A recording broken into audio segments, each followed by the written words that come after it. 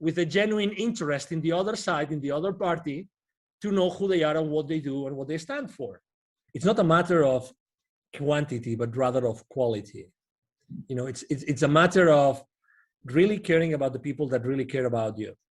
When you're an entrepreneur, you have to really niche down the people that you want to serve. Don't try to go after everybody. Don't try to throw your net to everybody. No. The more precise and specific with your messaging are, the more you're going to attract the people that you really want to serve. And the faster you will be able to make the mistakes that you need to really thrive with your clients and with your customers. Go through that process of making mistakes as fast as possible. That expression of failing forward, I love it. Because, my number one mantra, business mantra, and actually it's been even published in books, is take imperfect action now. The successful people that I'm seeing on LinkedIn, number one, they consider the other person individually as an opportunity to develop a personal relationship. Number two, the LinkedIn profile is not a place where you actually publicize your professional career, but rather a landing page. Number three, I see people starting to understand how to capitalize on their previous experiences with the new experience, with the new venture, the new entrepreneurial journey that they started.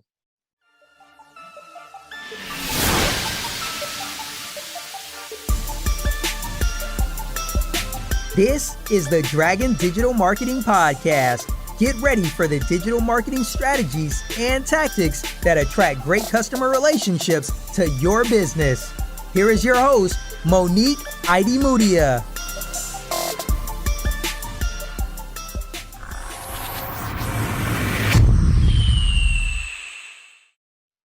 Hi, and welcome everybody to a new episode of the Dragon Digital Marketing Podcast.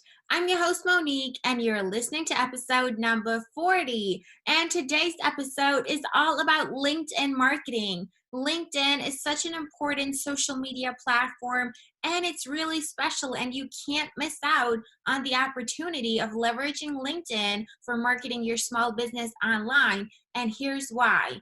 LinkedIn is not just for B2B, and LinkedIn is a social media platform where people actually expect to receive news and updates from their favorite brands and their favorite businesses because it's a more professional social network, and it's actually been designed with that in mind.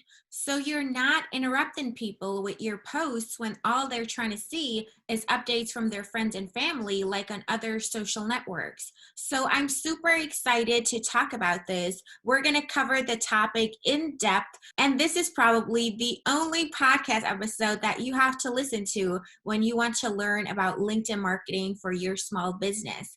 And my special guest who's joining me on today's episode is known as the CEO Confidant. He's an influencer, he's a LinkedIn strategist and LinkedIn expert. Obviously, he's very successful on LinkedIn and an expert on the topic. He's also a TV host, a public speaker, a CEO consultant, board member, and last but not least, a philanthropist. He's a truly amazing person. And I'm so excited to introduce you to Angel Rebo. Hi, Angel. I'm so happy to have you here. How are you doing today?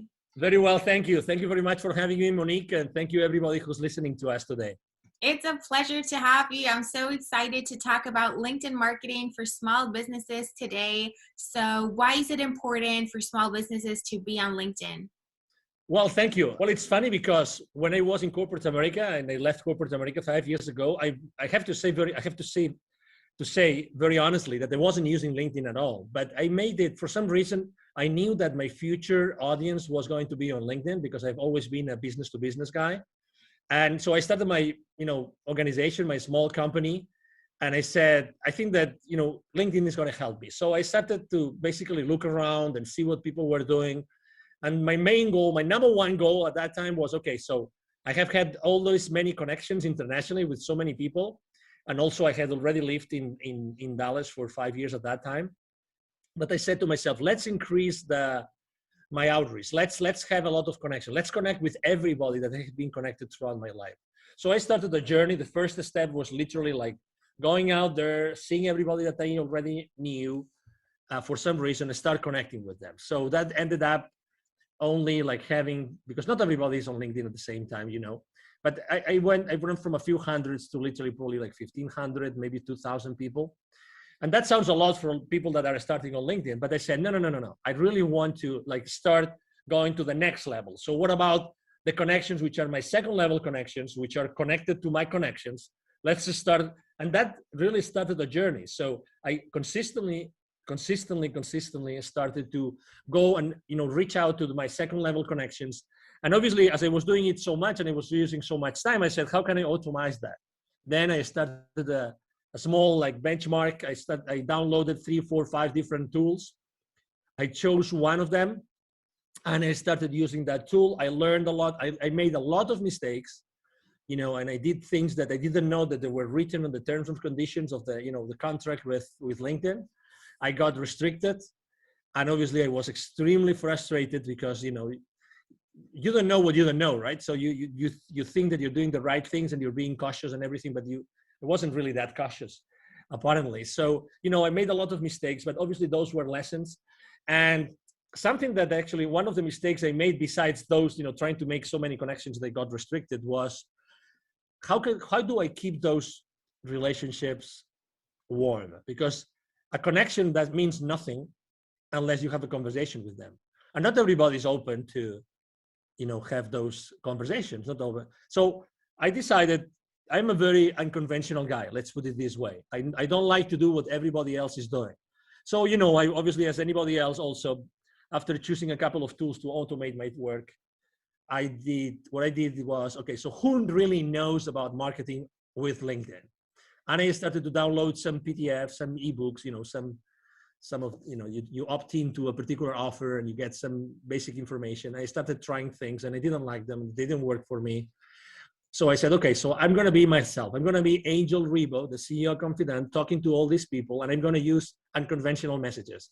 And I started, basically, I remember one batch of my emails or the connecting emails to my potential connections saying, what has been the most defining moment in your life, right? And I have to say that wasn't very successful, but that allowed me to see who was really open to have very in-depth conversations from a human perspective. Because we tend to think that as LinkedIn is a professional network, everything has to be professional. But that's not the case. In reality, people connect and people do business with people, with human beings. So people do businesses with people that they trust and they think that they can have a personal, the right personal, connection and relationship, probably with the same principles or similar principles, similar values, right? We don't have to be in agreement with everything. So, but it was interesting because a lot of people asked directly, this was the most defining moment in my life. And that means that a lot of people became suddenly vulnerable with me. So I learned one lesson, which is maybe if I am vulnerable, they will be vulnerable as well. So then I started becoming really more raw. And something that people don't actually think about is when we start a conversation over email, it doesn't have even to be LinkedIn. People think that they have to immediately start throwing all your value to them. Like, let's say you and I were both podcasters and we want to have a lot of nice, very successful people, and we start reaching out to them. Hey, I have a podcast and, I'm only starting, but, or maybe I already have like 10,000 people following the podcast and I have 20,000 downloads or maybe only 500 downloads. It doesn't matter. In reality, nobody cares about what you are, who you are or what you do. In reality, people care about what you can do for them. So that's very important. So, I started the conversation with them at that point as if I was in a face-to-face networking event. So let's say you and I meet for the first time. You're in St. Petersburg, Florida, wonderful place. And there's a boat trade show in St. Petersburg, which actually it happens a few times a year. And I go there and we meet in a parallel networking event to the show. The first thing we're going to say is probably, hi, Monique, because you will have a badge, right? Hi, Monique, how are you? I'm Angel, I come from Dallas. That will be probably the first conversation, right? Very, very informal conversation. And maybe, we get into a conversation and we get to know each other a little bit and we get to talk about what you do in your life, what I do in my life.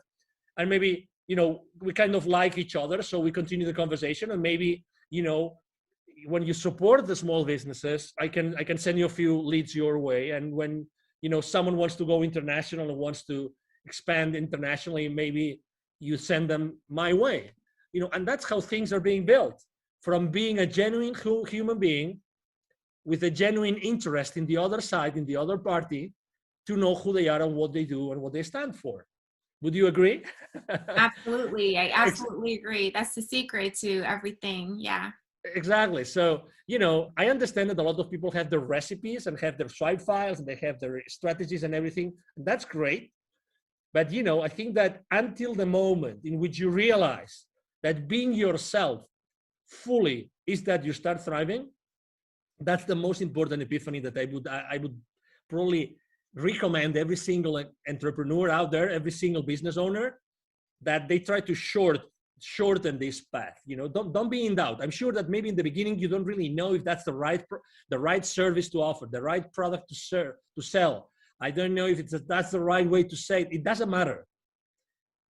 There is an exact correlation between the amount of energy that you're going to put on everything that you do and your results. And it doesn't have to be necessarily like politically correct or marketingly correct or salesy correct.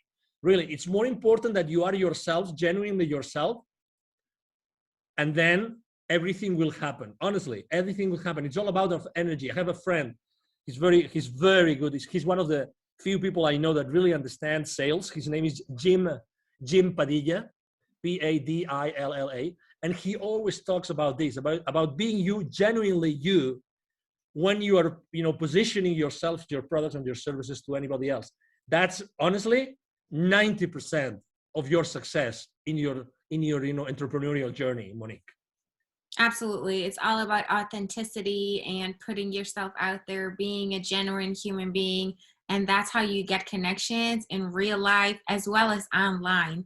LinkedIn should just be an extension of, the real physical world that we're in, and now we're taking it online, but the same principles apply. If you walk up to a person and you're immediately pitching to them, or even worse, it's an automated outreach message, you can tell at the first sight that it's not real, it's not authentic, it's been generated by a bot, and that just doesn't make you look sympathetic, and people will not want to connect with you and engage in any further conversation with you if you haven't made an effort to learn more about them and build rapport and so on and so forth. So you've touched on a lot of things. You got burned with. Sorry about that, Monique.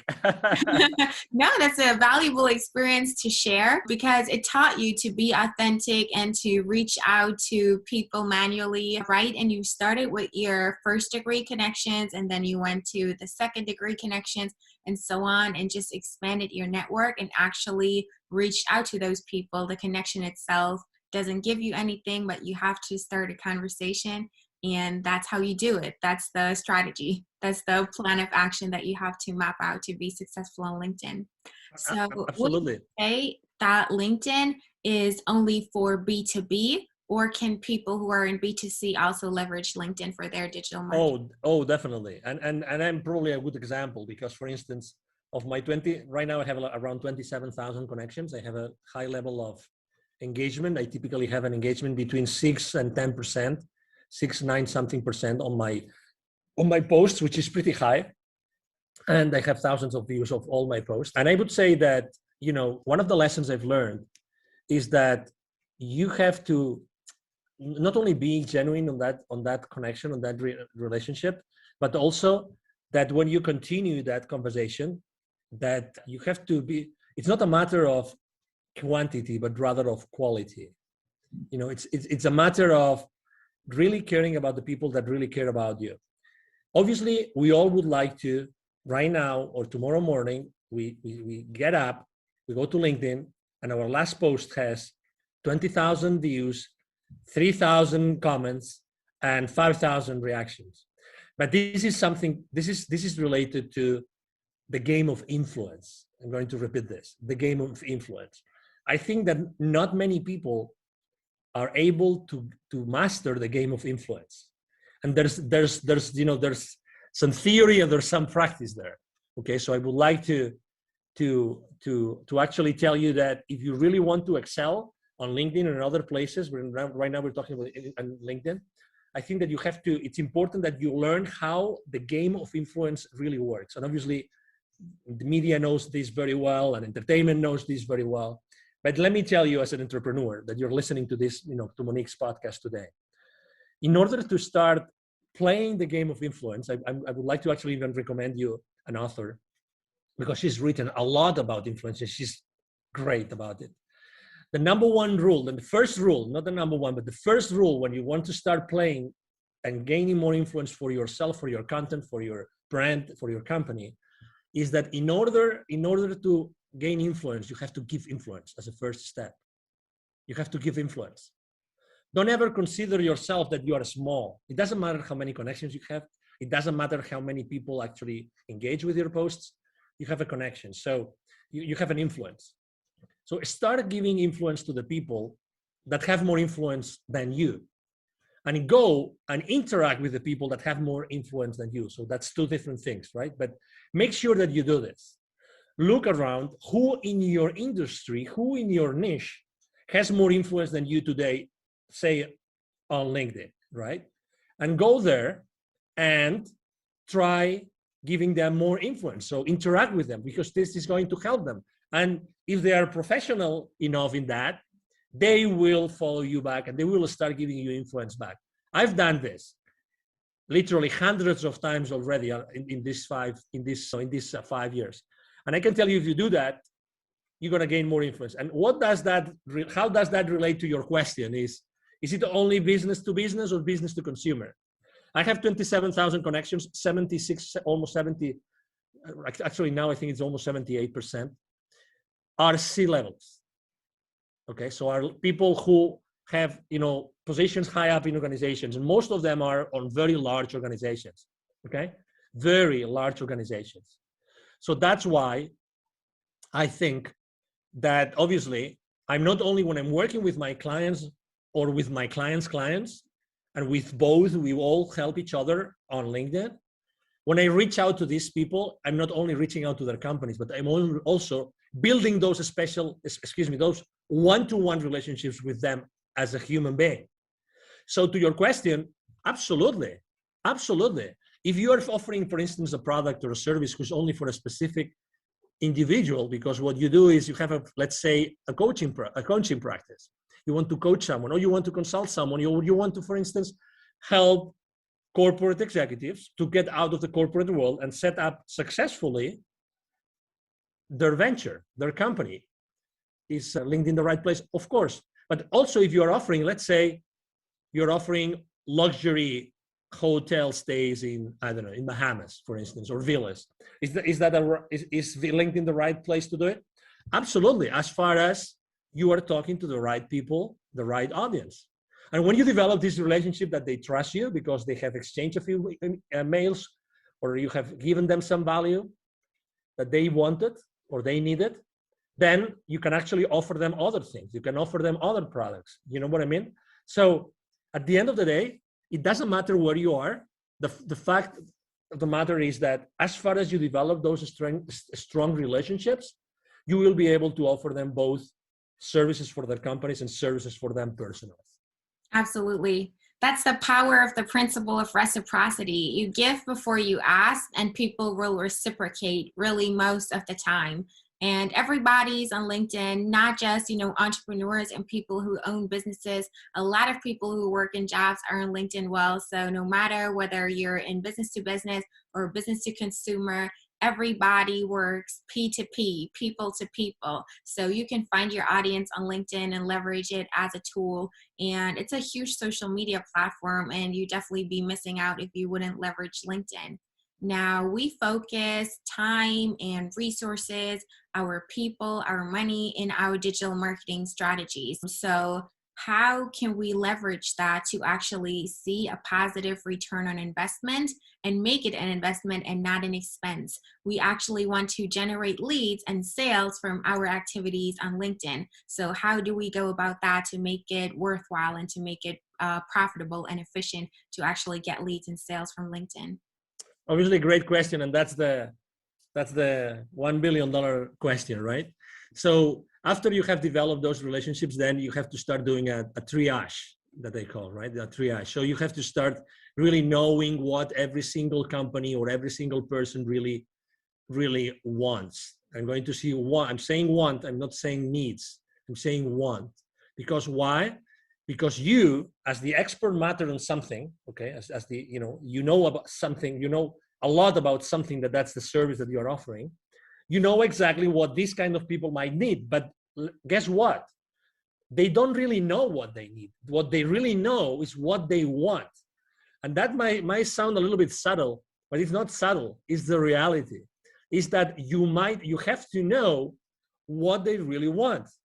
So you have to create that space in which you consistently talk with them, generally speaking, like automatized or one-on-one, so that you eventually get them to tell you what they want, okay, what they want. And different people in the same company might want different things. The thing is, can your service or your product fulfill that thing that they want? Yes or no? You are the expert. So you're going to give them what they need, but they're going to buy from you what they want. Okay, so again, this is a subtle difference, but it's extremely important. I have a very common mistake we make when we go out there. And again, I receive literally 40 to 50 messages every single day on LinkedIn, every single day. I have around 20 to 30 requests for new connections coming to me every single day. So, and I have to tell you, less than 1% of the messages sent to me, I really am willing and open to have a conversation, because they just throw things at you, without really caring about me.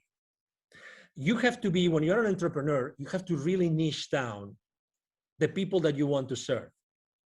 When we are entrepreneurs and when we start our journey, we are extremely fearful about many different things, about money, about the future, about the uncertainty, you name it, about family, about mortgages, about our bills, you name it. I mean, you are an entrepreneur, Monique. I'm sure that you resonate with what I'm saying. But guess what? The more precise and specific that you are with your message, the more you are going to connect to your audience. And it doesn't matter how big your audience is. It doesn't matter how, in theory, your audience, how big in theory is that going to be. In reality, you only probably need what? 2, 3, 4, 5 clients to start having your business, ramp up. So, and when you start doing that, guess what? You start making mistakes. Oh no, Angel, no. I don't want to make mistakes with my first customers. Well, guess what? You are going to make mistakes with your first customers, because that's it has to be like this.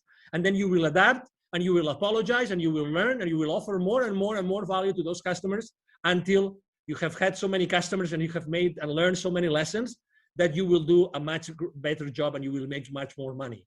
But again, don't try to go after everybody. Don't try to throw your net to everybody. No. The more precise and specific with your messaging are, the more you're going to attract the people that you really want to serve. And the faster you will be able to make the mistakes that you need to really thrive with your clients and with your customers. And that's fearful. And I understand that, because I've been there, and very often I am there. For instance, last year, 2020, that was a year of pivoting, right? Everybody was reinventing themselves. How am I going to adapt to the new market, blah, blah, blah. I was helping here. I actually was able to give even 2 webinars to the local community of entrepreneurs through an accelerator here, business accelerator. And I was telling them the same thing. Hey, if you're going to change, make sure what you're going to offer is going to be extremely specific, so you will be able to, go through that process of making mistakes as fast as possible. That expression of failing forward, I love it, because, my number one mantra, business mantra, and actually it's been even published in books, is take imperfect action now. Take imperfect action now. That's my favorite mantra. Unless you confront your fears immediately, it doesn't matter how many mistakes you make, you will never thrive. If you really want to be an entrepreneur, committed to yourself and to the rest of the people around you, your employees maybe, or maybe your family or relatives, take imperfect action now. Don't wait for anything else. Absolutely. I totally agree. In order to get where you want to be, you have to get started. The first step is the most crucial step. And, everything comes from practice and experience. You cannot expect it to be perfect when you're just getting started. You just have to get the ball rolling, and then you get that snowball effect. And basically what you do when you reach out and engage in conversations with your connections is you create a vision match, and you connect what they want with what they actually need and what you can offer them. Bring it all together, align it, and they'll see that it makes sense for them and become your customers and become happy with what you have to offer for them. So do you see any trends right now that are going on with LinkedIn marketing? Well, unfortunately, I have to say, well, number one, I think that I have seen a dramatic increase of people reaching out to each other. Okay, so I mean, and that's obvious because people, when they spend more time at home, they're looking at other options of doing the same thing more efficiently. Or better said, they're looking for being more effective, because we tend to do, as a very good friend of mine tells me all the time, we tend to do the same wrong thing more efficiently, which does not take us anywhere. So what I'm saying is, number one, a lot of people, many more people reaching out. But as I said before, guess what? These people are not personal. They are not personal. So I keep on seeing a lot of people making the same mistakes and doing the wrong thing more and more and more efficiently. Why more efficiently? Because the messages are longer. So instead of being one page of verbiage that you really don't care about, now it's 3, 4, 5 pages. Literally, I mean, I really don't understand how this is possible. But anyway, so the successful people that I'm seeing on LinkedIn, number one, they consider the other person individually as an opportunity to develop a personal relationship. As it sounds, okay? As it sounds maybe too raw, but this is it. Number two, the LinkedIn profile is not a place where you actually publicize your professional career, but rather a landing page. And there's many people saying that out there, and I couldn't agree more. A landing page, okay? A landing page. So that means that what you show there is actually you are showcasing your products and services. So again, think in terms, when you're designing your page, your profile, think in terms of this that I just said, okay? I mean, I do this not only for my profile, I do this for my clients, because again, you don't want to show your clients, you know, how many years you work for X, Y, or Z. You can always do that afterwards. You really want to show them what you are about. You want to show them real testimonials of people that you helped before. You know, number three, I see people, obviously there's a lot of people going out of the corporate world. I see them starting to understand how to capitalize on their previous experiences with the new experience, with the new venture, the new entrepreneurial journey that they started. And I would like to tell the already existing entrepreneurs who are already on LinkedIn, even if they're already active, to go back and rethink this, okay? So you still have an opportunity to go, because you obviously started somewhere, right? You for sure have an experience of some sort on some company, medium size, small size, large size, it doesn't matter. Go back to that experience and think about how can you craft, how can you change your presence on your profile so that becomes a beacon, so that everybody sees this amazing testimonial, this amazing experience that talks to the audience that you want to serve. And that's another thing that I see very, very, very clearly. So the people are starting to understand that the profile is much more. And probably the last trend that I would say that I'm seeing more and more often is that people are obviously reaching out to experts on the matter. Let's say they're not taking risks. So they want to go to someone that has already been successful with LinkedIn, that has already been able to make the mistakes so that they avoid making the mistakes. If someone gets restricted on their profile right now, very honestly, and there's thousands of them every single day, is because you want. Because I already warned you. I made the mistake. So why would you make the mistakes if I'm telling you what mistakes not to make? You know what I'm trying to say? One of the main mistakes I made, I don't know about you, Monique, when I started my journey, I didn't ask for help. And that was a big mistake, because the most precious resource that we have in our lives is exactly that, time. It's time. I wish I had invested more in other people helping me when I started my journey, because they would position my business into a place in which I would probably have saved 6 months, 12 months of time. And time is the most scarce resource The only scarce resource actually we have is time. And I would encourage everybody of you listening to us today to please consider investing in people that have already been there, that have already taken that journey, so you are able to learn all those lessons and really don't waste so many months or even years in your life trying to do the same wrong thing more efficiently, but rather being more effective. We need to be more effective, Monique. Yes, I absolutely agree. All of those people who are reaching out with those annoying, unpersonalized, automated messages, they're not really your competition. Everybody ignores them. Everybody's just annoyed by it. They're not taken seriously. And, nobody is willing to give them a chance and do business with them because they've messed up the first impression. That's number one. Then I love your analogy to your profile not being, a CV, but it's your landing page. So you can really showcase yourself there and use that as a tool. And what do you think about creating content as well, posting on LinkedIn and really leveraging all of the features that the platform has to offer? Exactly. Well, obviously you're preaching to the choir here, and you know that, as I said before, I post every single day. About content creation, obviously I'm a big believer, and I think that, I learned many lessons in there, and I would love to share them with your audience, obviously. Number one, you have to be persistent, okay? So I have to say that I wasn't persistent before, and I wasn't creating before I wasn't persistent, and I was just sharing someone else's content. You can do that, and it's not bad, and you are helping someone else. And it's okay, but it was until I started, and I have been right now probably posting every single day for the last literally 10 months, probably right now, every single day. And I'm posting, I would say, three types of, or two types of content, just to simplify, to make things easy for people. Number one, I post about my business and about my clients' businesses. Okay, actually, I myself, I use my profile, I use my influence, so I actually help my clients with my exposure.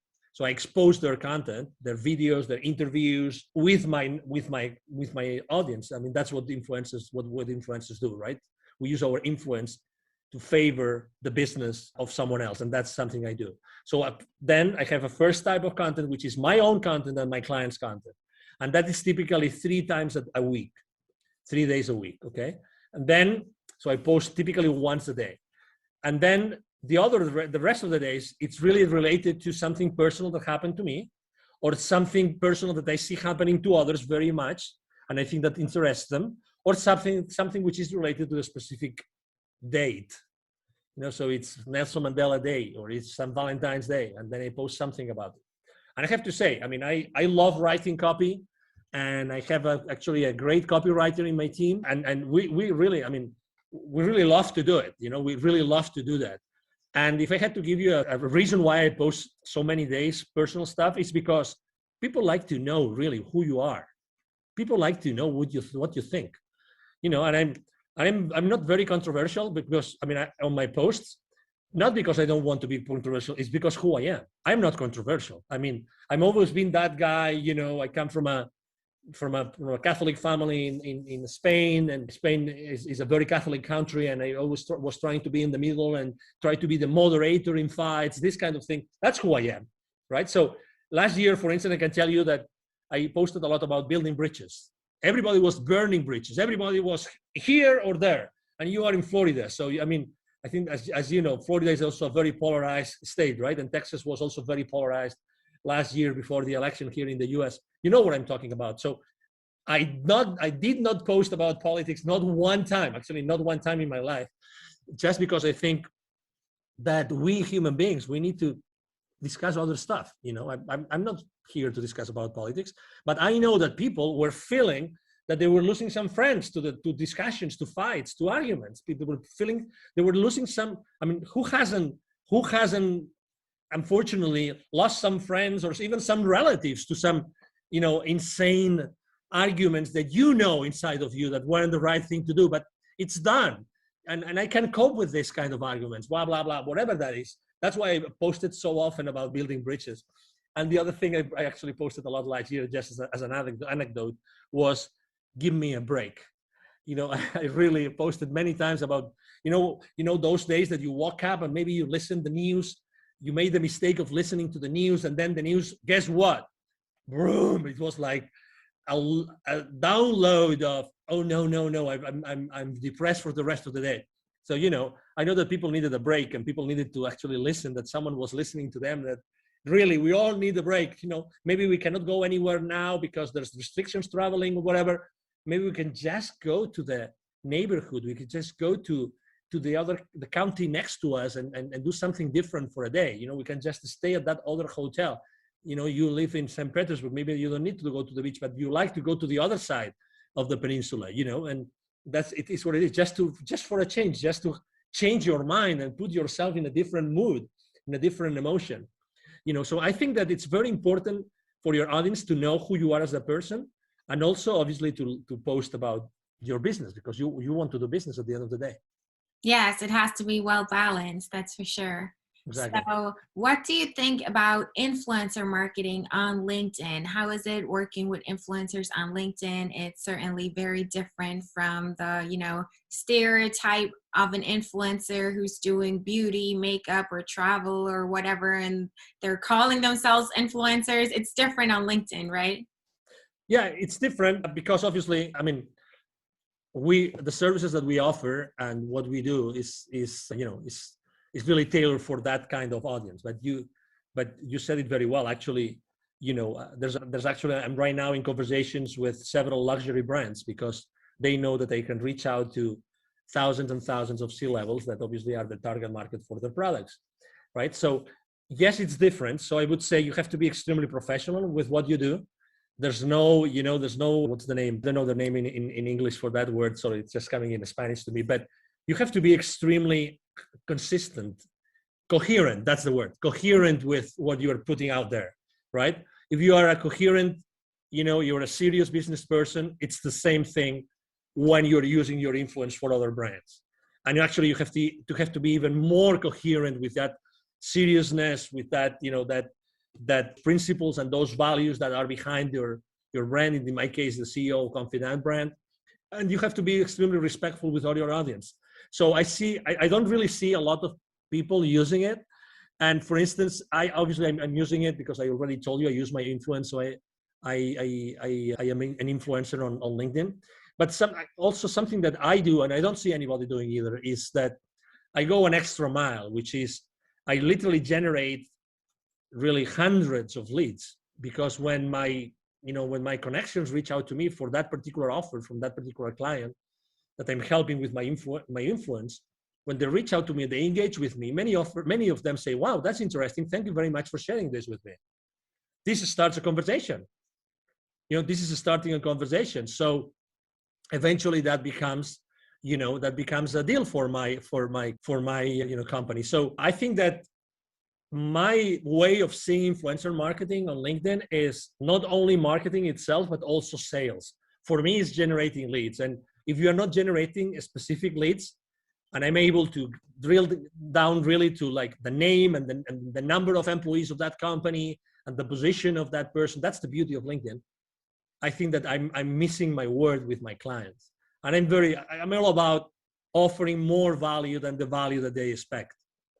So, and that's why, again, for me, I see LinkedIn more like extremely professional, but generating not only influence and presence and clicks on links, but also engaging.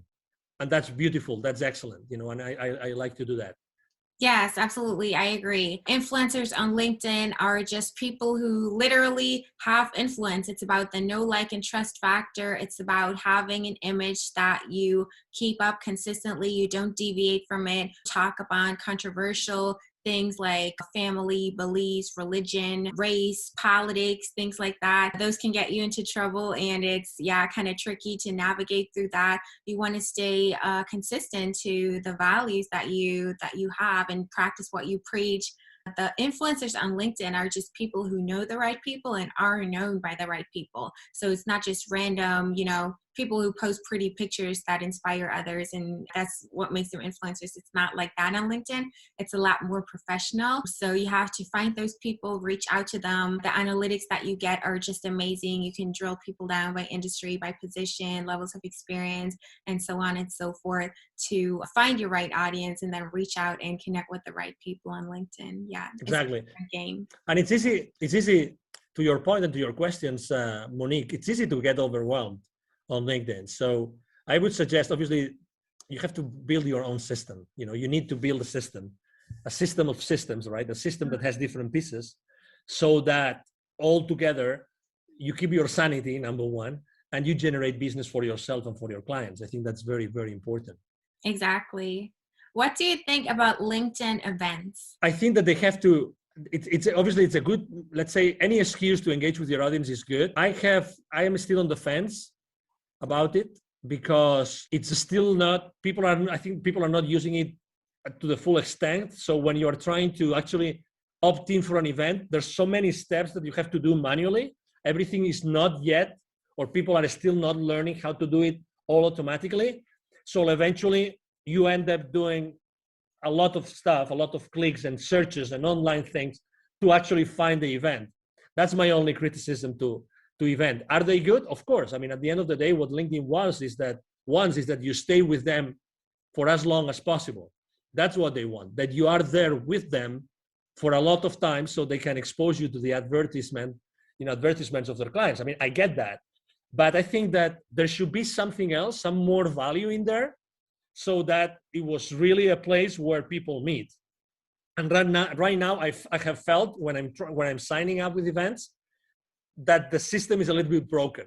That's my experience. Okay, I mean, with all due respect, and this is just positive feedback about the system. The idea is great, but I think that the implementation is not there yet.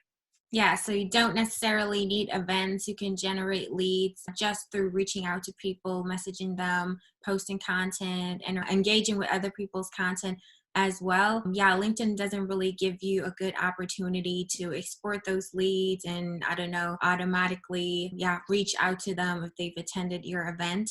It's more like, promoting events that most of the time take place off platform anyways. So they could do some improvement on that for sure. But it's a handy tool and it's definitely worth looking into if you want to leverage LinkedIn to the fullest.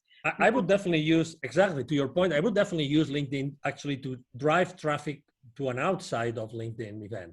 Mm-hmm. Because at the end of the day, the platform that LinkedIn offers you is like an event scheduling platform. It's not a platform where the event is going to take place so that everybody knows what it is about, right? So you will eventually have to have an external platform to conduct the webinar or the event, whatever the event it is. But again, you can still use LinkedIn to drive that traffic. And obviously, in order to measure your traffic on your profile, it's very easy. You see how many people have actually viewed your profile, and you see this when you go to your main page of your profile, you see that traffic. So as you know, unless you measure something, you don't know if you're really managing it. So I would ask you to track that down continuously, like on a weekly basis. So LinkedIn tells you for the last 90 days, how many people has viewed your profiles. So that's one thing that you should keep into account. Another one is for the posts, how many people actually views your posts. And the third one is how many times you have been on a search. And that means the job search tool inside LinkedIn. But again, it's another way in which you see if the keywords that you're using on your profile are the right ones or not. So as far as again, it's all about, because we're talking about how to drive traffic to your events, right? So keep an eye on all those statistics. And if you keep an eye on those stats and you keep on increasing them all the time, and you know how to increase them, then you will then increasingly attract people to your webinars outside of LinkedIn. Right. So you've touched upon, or you've talked about building that system of systems. How do you go about building a system and really incorporating LinkedIn in your digital marketing strategy and create an actionable plan that you can execute step by step to make it work for you? Great question. Obviously, I mean, I built my system after lots of tries and errors, lots of mistakes. I would say even great. I signed up for systems or subsystems that look great on paper, but then, for instance, the customer support was very bad. And I have to say, for me, customer support of any system or subsystem I use is paramount, is the most important thing, because when you most need it, you want the support. You need the support to support your business or to support the business of your businesses, right? So I ended up doing a mixture. So there's several subsystems that I use to track the messages on LinkedIn, to track the connections, and to throw campaigns, to launch campaigns to different audiences, because I want to really send the right message to the right person. Then I also use Sales Navigator, because it's part of Sales Navigator is really the high quality search tool.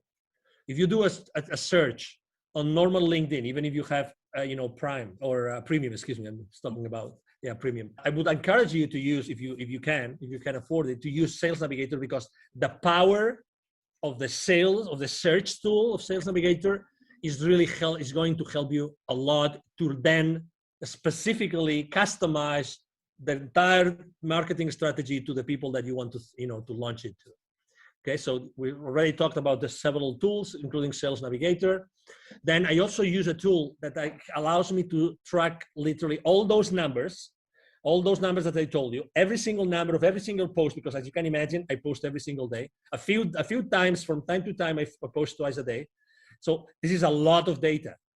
I have a system that helps me track all that data live, like online, like on real time.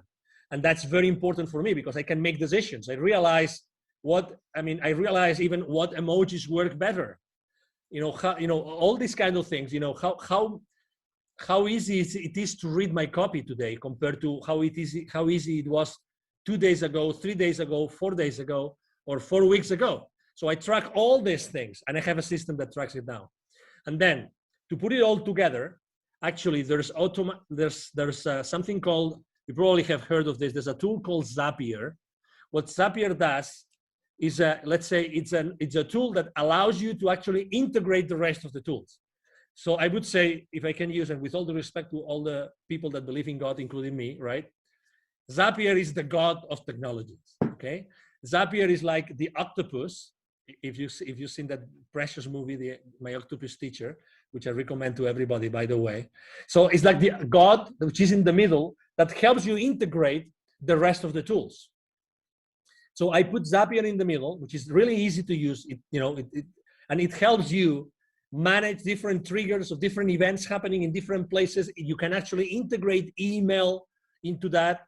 And I have actually also, and that's the last part of my system, I have built actually spreadsheets on Google Sheets, fully integrated with the rest of the system, so that I have a dashboard. Okay, so here you are. I have a dashboard that has all my leads, all the leads generated on LinkedIn, all the leads, all the emails that I'm sending through my email system. And all those systems are integrated onto a dashboard that I have had designed on a spreadsheet. So this is my entire system, right? It sounds complicated, because I have tried to explain it to you the way that I was little by little integrating the different subsystems, but right now, works flawlessly. And what I'm doing I have someone in my team that has helped me build the systems for me and for my clients. So right now it's like duplicating the same system, so it works for other people. That's the beauty of it. Again, it was what I was saying before. I mean, it would take for you many months just to do a benchmark of the different technologies and subsystems. When you have a system that already works, how much is it? How much is for you? How much is 3 months of your life worth for you?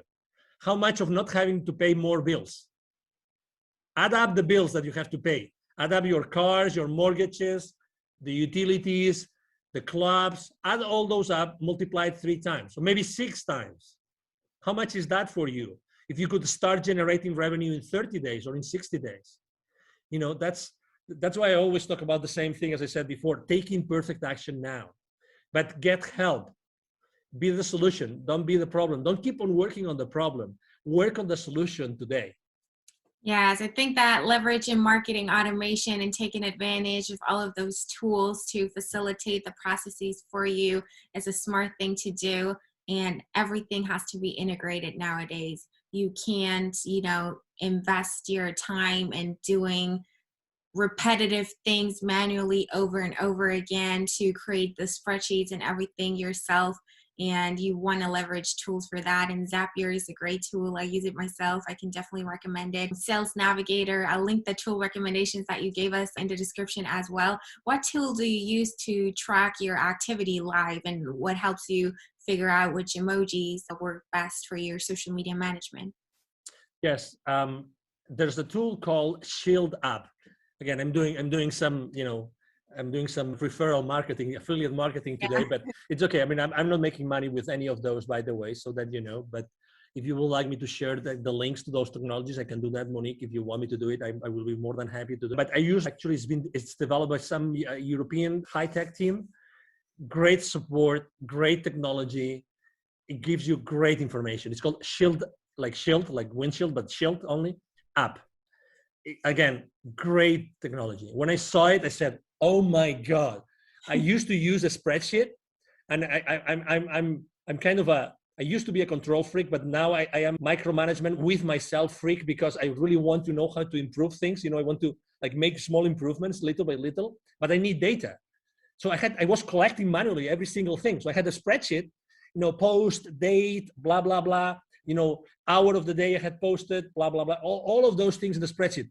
When I saw that system, I said, "Oh my God, you have heard my prayers. Thank you very much for exposing me."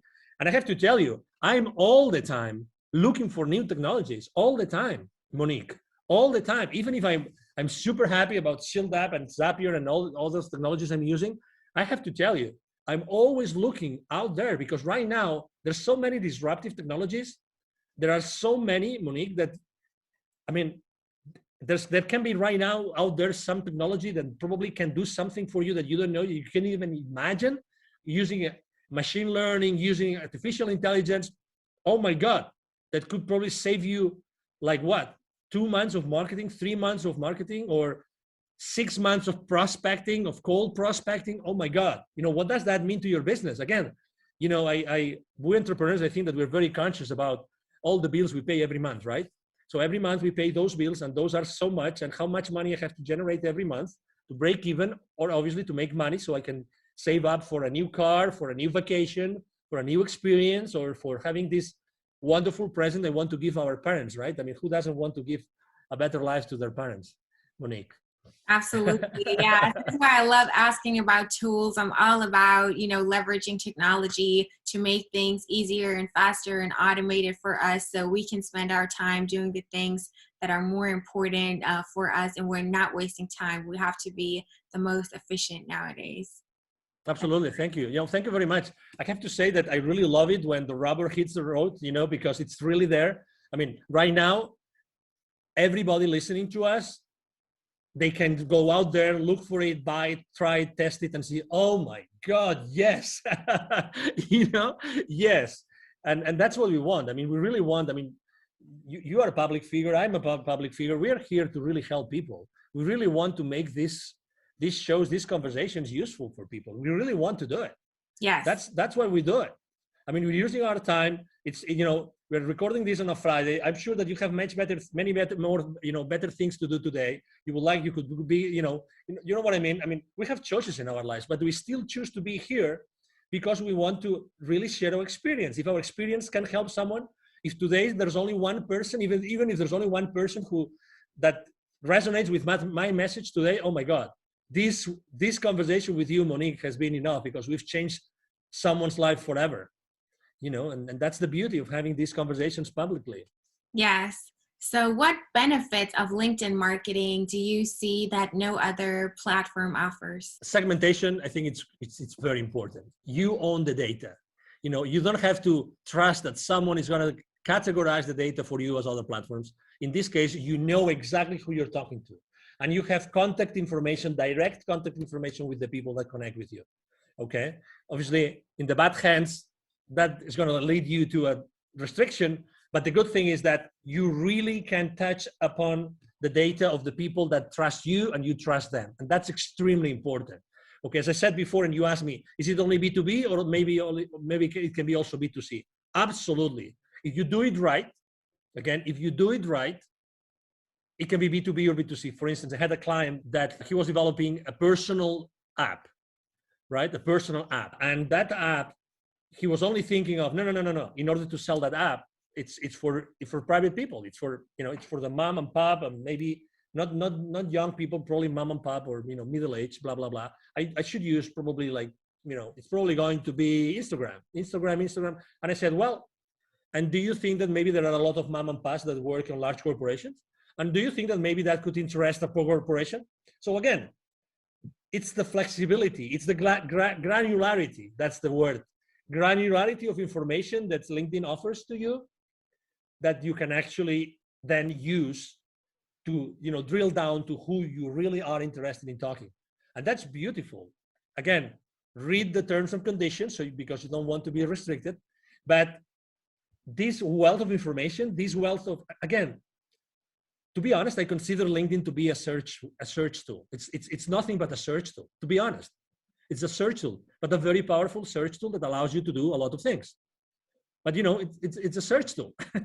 Yeah, that's right. It's a very powerful search tool. Actually, if you go now to Google or to any search tool and online and you put my name, I bet you that probably the first line of Angel Rebo, R-I-B as in boy, O, is going to be my LinkedIn profile, for sure. Obviously, because I have thousands and thousands of people watching my profile, every single day, but also because they want to be a search engine. They want to be so that whoever is looking for someone, the traffic is now driven back to LinkedIn. That's what they want. LinkedIn wants you to be spending a lot of time on LinkedIn. That's what they want. Yeah, so it's self-reinforcing, and your goals and the goals of the platform are aligned, and they keep pushing you more and more because you do what the algorithm wants to see. You don't, try to drive people away from LinkedIn and, always link to other websites and try to get them to leave LinkedIn or whatever. No, you're using the features that LinkedIn offers you to engage with people and pursue your marketing goals, and you're doing it all on the platform. You're using their events feature, their messaging feature, you're sharing content directly on there, you're endorsing people, receiving recommendations, giving recommendations, and collect everything on LinkedIn and use that as your marketing tool, use your profile as your landing page, and that helps LinkedIn out. And if you help them out, they want to help you out too, so they're not going to punish you, they're going to give you an amazing organic reach and all of that, and it's just a win-win. That's right. So LinkedIn also has this feature where you can publish articles. So you can also use it as an extension of your blog and publish stuff there on LinkedIn. Do you recommend doing that as well? That's a great question. So I have used it for my clients. I have used it for my own only one time. And the reason why I have done it so little for me and also so little for my clients is because I think that written content, even if it has pictures and it has, photos and it has charts and it has bullet points, how many people do they really have the time to read the entire article? That's number one. Number two, how many times, if you reduce the size of the device screen, right? You might have the time, you have a great screen, you might have the time that you might like even to read it because it's fancy. But if you're on your cell phone and we know that consumption from mobile devices is going up, how many are they going really to see that article, to read that article? You know what I mean? So it's all about traffic. So as much as I could be, I have a group of content, developers, creators. So I could have articles every week, and I'm not doing it because of that, because I'm not sure that I'm going to be adding the value that my clients are going to have the time to read. That's why. So you want to repurpose that content and you have a way to drive a lot of traffic to that article from outside LinkedIn. Maybe that would make sense because, again, LinkedIn is their place for corporate and professionals and B2B and B2C, blah. That I understand, but to be honest, internally, not sure. Yeah, so it's better to post directly in the feed, post images and text there. You can post PDFs. It makes your content more easily consumable at a glance while people are scrolling through their feed, and they don't have to take the time even to actually read an article. That would actually be the smarter thing to do that you also recommend. That's good to know. Absolutely. I mean, people may have different opinions, but I'd rather probably write an article at, I don't know, at Thrive Global, Ariana Huffington's online publication than doing it on LinkedIn. I mean, as much as obviously, I mean, I spend, as you probably can imagine, I spend hours every day on LinkedIn, literally hours. Yeah, so you would know. I think it also depends on your niche. For a minority of people who are in the copywriting niche, or I don't know, poetry, whatever, when it's all about writing and they know their audience likes to read, they only want to read, and they it's really all about text. Then of course you can leverage that, and it's great that LinkedIn offers that feature because you can showcase your work and share it with the audience without having to, drive people off the platform. So we can use that, but in general, it might be more beneficial for you. I mean, you have to test it out. There's no one size fits all answer to anything in this world, but in general, it gets more traction when you post in your feed, because if you publish that article, you write it, you publish it on LinkedIn, then when you share it, all that people see is a preview. They see like the header image, a title, and like a small description of the preview. So they still have to click and they have to leave their feed to even be able to read that article. So it might be, easier to get the message across right there in the feed when they can see it right then and there. Yeah. Exactly. And you cannot manage what you don't measure. So look at the numbers. I mean, you have your own audience. Look at the numbers. Look if you're grabbing the attention of the LinkedIn editors. That's another option, obviously. See how much attraction you get with your articles. Yeah. I as I said before, I'm not a very conventional guy. So I like to try everything that I'm being told. You cannot do that. Okay, let's try what happens. Again, within a framework of, principles and consistency with my brand and everything. Yes, that's important though. Test. Oh, totally. Yeah, really. Don't be afraid. Again, at the end of the day, if you are, I always tell the same story. If you are afraid of trying something on LinkedIn or any other social media platform, if you are afraid, ask yourself the following question. Are the potential viewers of that post that might not like it, are they going to pay for your bills this month? Are they going to pay for your bills this month? You tell me. So why do you care about people that don't like what you're writing? I remember one day, the first video I've ever done myself online, it was on Facebook. Okay, that was 5 years ago, a few months after I left corporate America. And I was in panic. I mean, I right now I can do any interview, but I was in panic. I was so in panic that actually, as soon as I clicked like stop broadcasting live on Facebook, I started crying because the pressure, when the pressure is so high that the only thing you can do is like get all this pressure, the stress, anxiety away. I started crying. I don't mind saying it. And then I actually did something even worse, which is I sent to all my email list a link to the video. Guess what? There was a guy that responded to me. I have this email somewhere. I should frame this email. This is the most stupid video I've ever seen. Can you imagine? Like in that video, I was basically like getting naked, not physically, but this is why I decided to start my own company, and this is why I decided to start my nonprofit. So when you're explaining the reasons, and there's no reason why, you just want to like make peace with yourself, so everybody knows what you're doing. This kind of video, and this person told me in writing, this is the most stupid video I've ever seen. Don't send me any other email again. Obviously, I said, wow.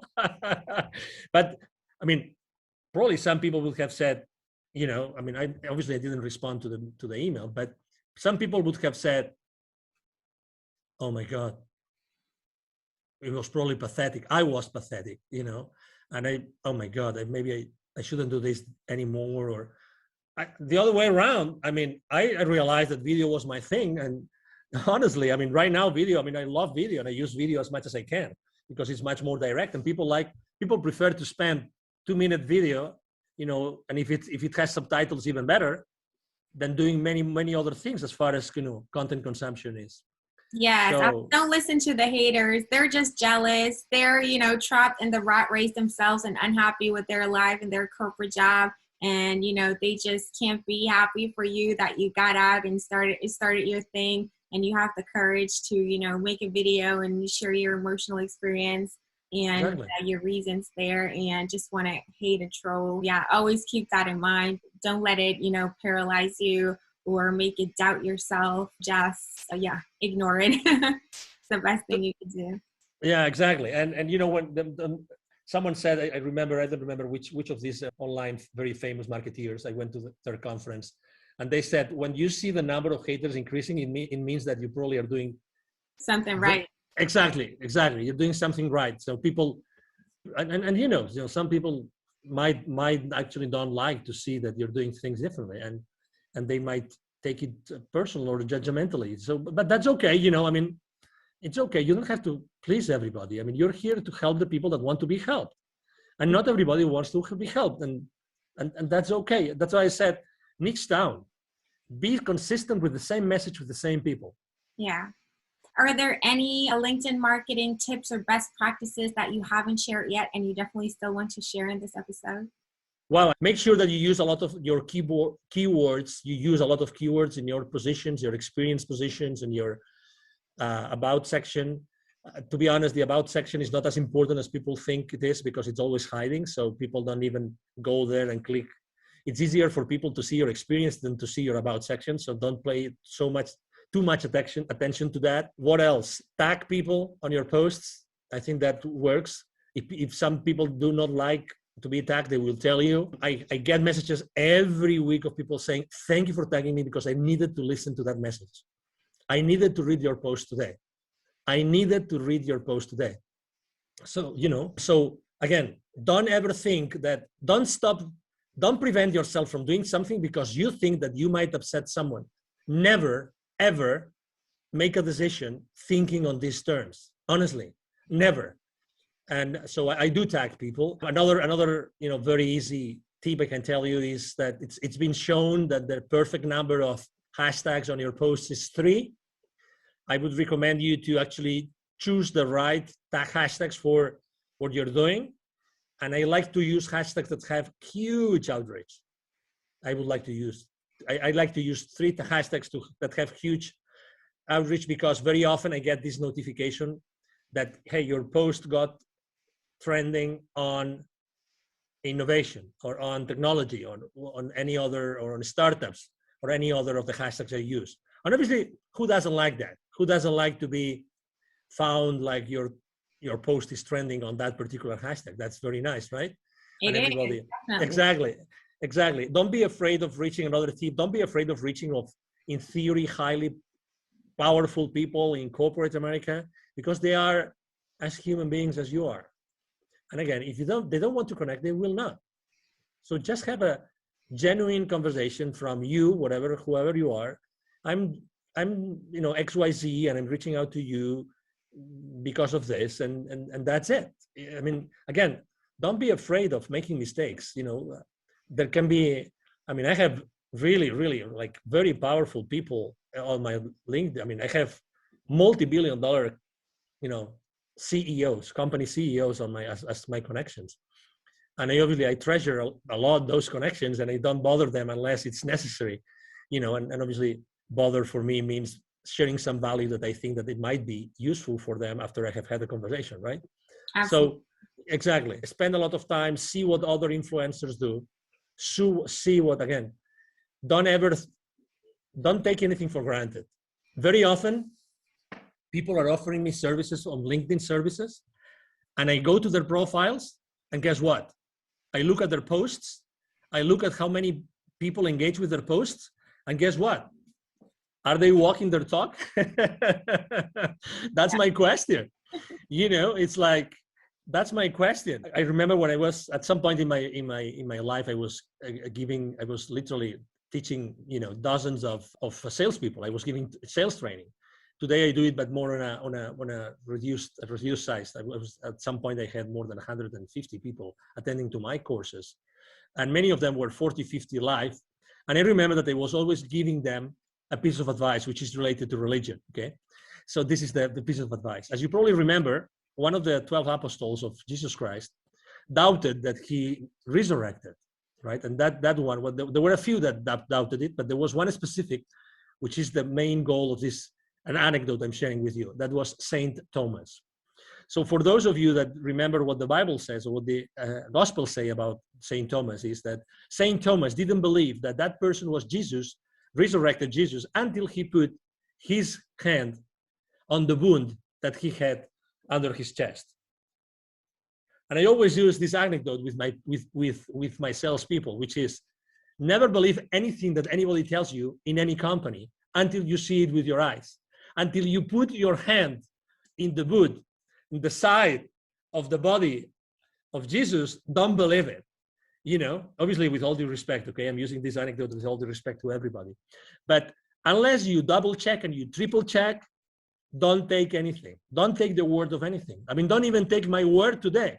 Honestly, make your own decision, and and go and research and do your research and see what's the exposure of a specific person.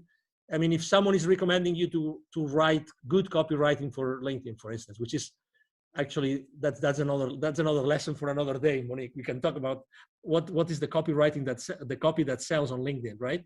So, and obviously we write every day, so we've kind of learned a few lessons. So if someone is offering you copywriting for LinkedIn, test them. Go to their post and see how many people actually watches their, views their posts. Honestly, and how much content do they have? How can they tell you that their content is good if they cannot tell you, they cannot show you that they have written, I don't know, we right now we probably have 200, 300 different posts of our own created, content. So don't take anything for granted, really. If you want to trust something, or if you want to try something or the services of someone, go there, look online, and make sure that what that person is saying or that company is saying is true. I would really recommend everybody to do this. Double check on everything. Make sure that things are true and people really walk their talk. Yes, verify their claims and look for some social proof before you just blindly trust anybody on the internet. That's right. Exactly. So, Angel, how can people reach out to you, find you, contact you if they want to learn more? Maybe they want to work with you. Absolutely. Thank you for the opportunity, obviously, again, Monique. So it's very easy to find me, obviously, on LinkedIn. My name is Angel, last name Ribo, R-I-B as in boy, O.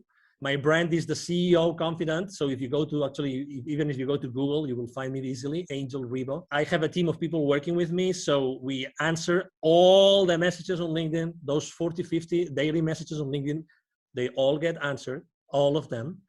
And also my emails, I would like to actually offer my direct email address. And again, I respond, either myself or my team will respond the emails. My email address is angel@angelrebo.com. angel@angelrebo.com. That's my email address. And again, I would love to engage in a conversation with you. I mean, very honestly, I talk to a lot of people. I'm really the kind of person that whenever I can help, I help every single time. Anytime I'm being asked, I mean, just to give you an example, for COVID, this local business accelerator that serves so many small business owners and entrepreneurs and startups, they asked me if I wanted to be their mentor for some of their organization. I said, of course, anytime. So I'm this kind of guy. I like to help because I believe strongly in something that you said. And actually, I believe in that law, universal law of reciprocity. I mean, it is what it is. We cannot fake it. We can't change the laws of the universe. It's the law of reciprocity. The more you do, the more you receive. So I really strongly believe in that. And you can test me anytime. You can test my claim anytime, reaching out to me directly. And again, as I said before, thank you very much, Monique, and thank you very much to the audience listening to us today. You're welcome. It's been my pleasure to have you here. You shared so many valuable tips. It's amazing. Highly appreciate it. And I think it's a great interview. Thank you so much. Absolutely. Thank you very much, Monique. Thank you so much for watching and listening to this episode. This was a super valuable episode packed with actionable tips and tactics that you can start executing today. I'm sure this has helped you out a lot, and I have something for you that's going to help you out even more. I have a free gift for you, and it's a buyer persona template.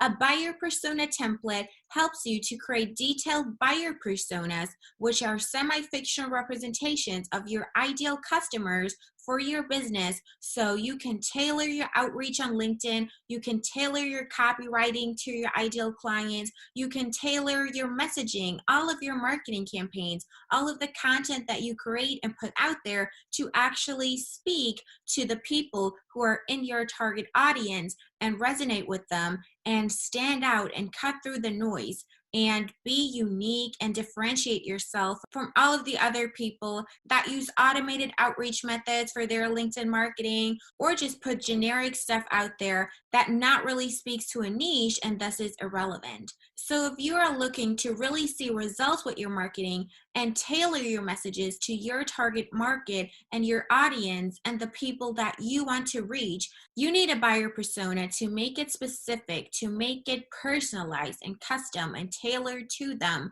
so you're actually seen and heard and you're getting the results that you deserve.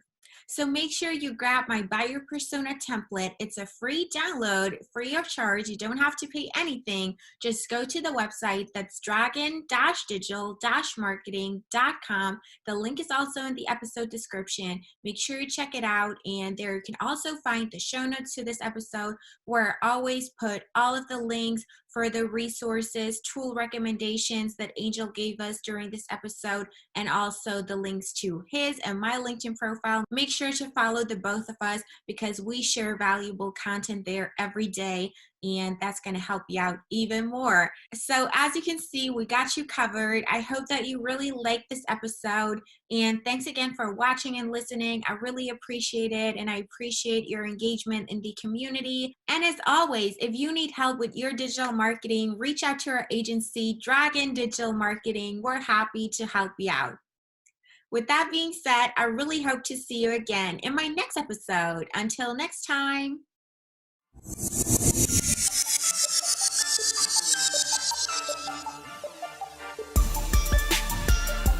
Thank you for joining us for this episode of the Dragon Digital Marketing Podcast.